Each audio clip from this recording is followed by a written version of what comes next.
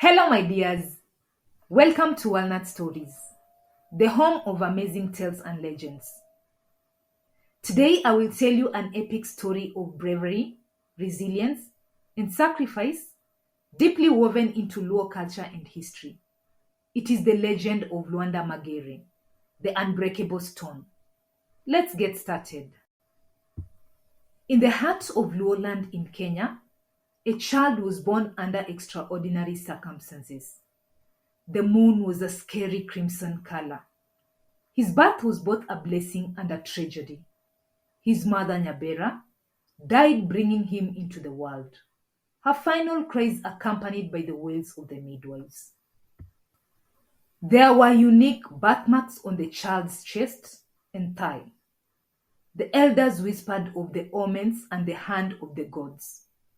The boy was aptly named Luanda Magere, meaning the fearsome rock.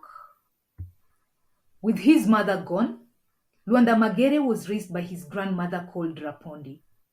She discovered the extraordinary strength that grew in him from a young age. She taught him the ways of their people, narrating tales of warriors and legends by the fireside.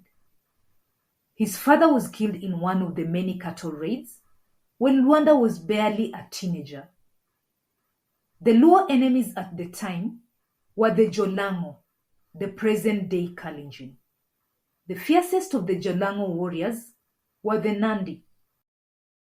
Cloaked in darkness, they would snatch the Luo's cattle and their women, leaving only screams in their wake. The Nandi raids terrified the Luo so much, so that their tales were passed down to the children by trembling elders. Luanda was a strong, well-built, formidable boy from a young age. As soon as he could walk, he learned how to fight, wielding sticks and spears with a natural talent that surprised the villagers. He continued training as he grew up. His grandmother was the only one who knew the boy's greatest secret. His skin could not be pierced by any weapon, its texture rough and tough like a stone. Luanda joined the other boys when they went to fight off the Nandi during raids. While other warriors returned from war with wounds, Luanda came back unscathed. He possessed unmatched powers. He deflected arrows, spears, and clubs, making him invincible during war. He was famously capable of tearing an entire army on his own. He became a symbol of hope to his people, a gift from the gods.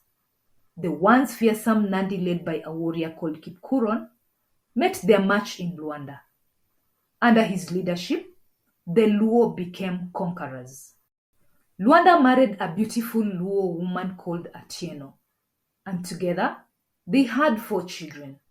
He was a loving husband and loving father. He would return from raids and battles with cattle and spoils.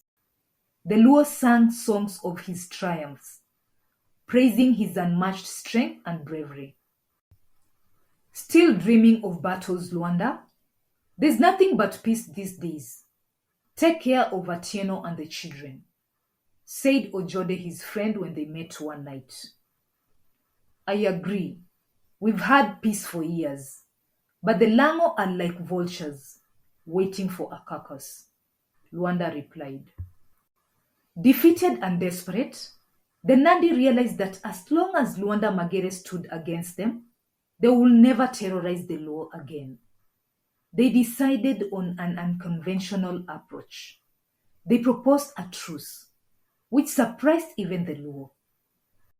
They returned the stolen cattle and offered a beautiful young woman called Jepto to Luanda Magere for marriage. Jepto was stunning, with eyes like the morning sun and a voice like flowing water. The Luo elders saw this as a goodwill gesture. Luanda's grandmother was skeptical. She had her suspicions and advised him against this. Luanda Magere did not heed the advice. Chifodero advised Luanda to keep the secret of his secret prowess to himself. Jepto was welcomed into Luanda's home ceremoniously. She was a dutiful wife. She respected the first wife and helped with household chores. Why was she such a model wife? Jepto had a secret mission. What was the secret mission? Tell me about it in the comment section. She was sent as a spy. Her role was to discover Luanda's source of a natural strength and weakness in the battlefield. However, numerous attempts to make him reveal his source of power failed. One day, Jepto's patience bore fruit. Luanda fell ill, something that had never happened before. He sent for his grandmother, but she reported that she had gone to the farm. He sent her to go bring the medicine man, but she pretended to go and return to report that she had not found him anywhere. Her main goal was to find out his weakness. As Luanda lay weak from the illness, he decided to reveal his secret to Jepto, believing she was loyal to him. He instructed her to cut his shadow with a knife and administer the medicine.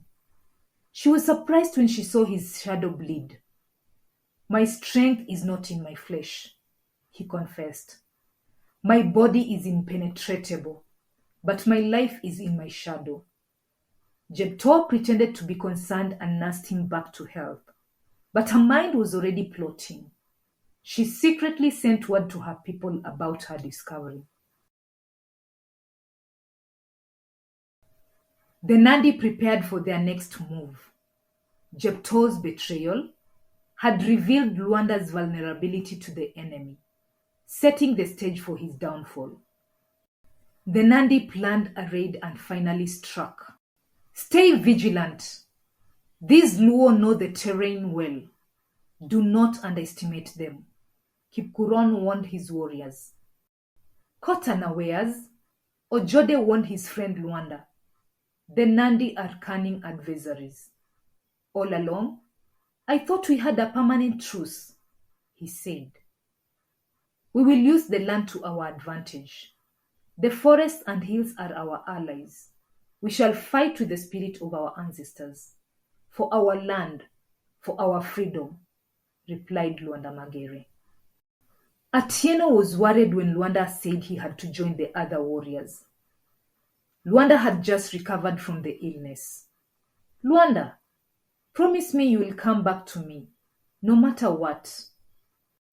Luanda looked at his first wife. "I promise, Atieno, but if I do not come back, know that my spirit will always be with you and our people," he said. The Luo fought fiercely, and Luanda killed so many Nandi warriors that they decided to retreat. "Retreat! We will regroup and strike back harder," Kipkuron warned his warriors. As they ran away, Kipkuron remembered the secret. He aimed at Luanda's shadow. Luanda cried out the moment the weapon pierced the ground where his shadow lay. His body, once invincible, crumbled like a stone, and he fell. The strike was fatal.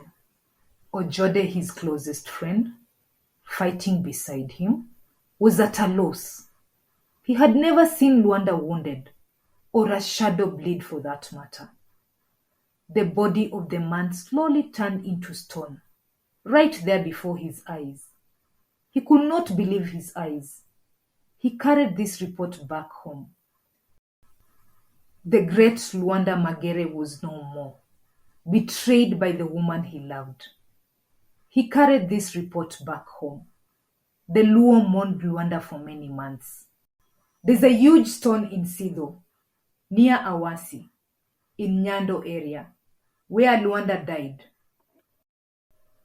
The stone remains a sacred place, where the Luo warriors sharpened their blades before battle, and where rituals are conducted in his memory.